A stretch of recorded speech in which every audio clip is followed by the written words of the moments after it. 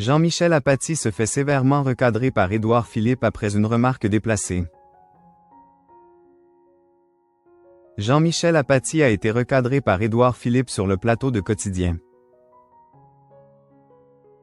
Ce mardi 10 juin 2025, Édouard Philippe était présent sur le plateau de Quotidien. L'ancien Premier ministre faisait alors la promotion de son nouveau livre, Le prix de nos mensonges, publié aux éditions J.C. Lattès.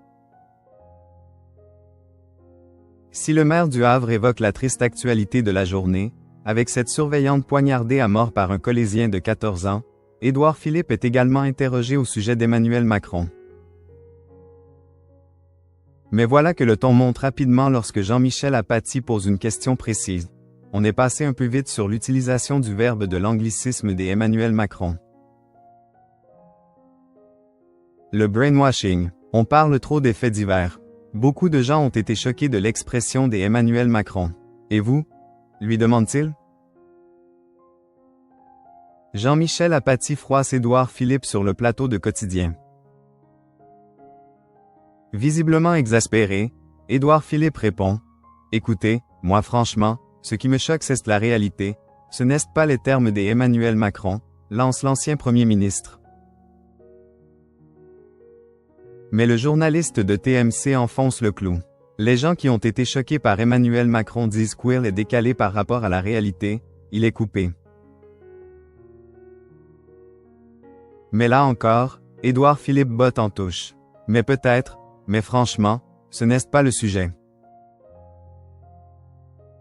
Ce qui compte c'est qu'une femme de 31 ans s'est fait tuer, ça me choque. C'est peut-être l'explication que les projets de droit patinant et ils ne sont pas poussés dans le monde.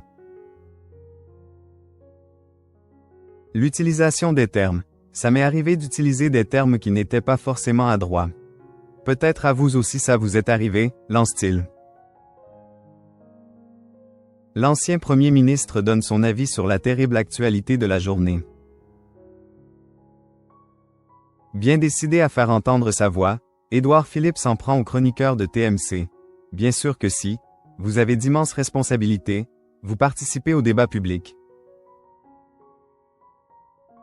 Non mais c'est vrai. Peut-être que ça m'arrive d'utiliser des termes qui sont inadaptés ou qui sont déplacés ou qui sont choquants. Peut-être, et c'est pas bien, et il faut se corriger, lance-t-il. Mais pour l'ancien Premier ministre, l'important est bel et bien de ne pas se laisser avoir par les mots mais de prendre conscience de la situation.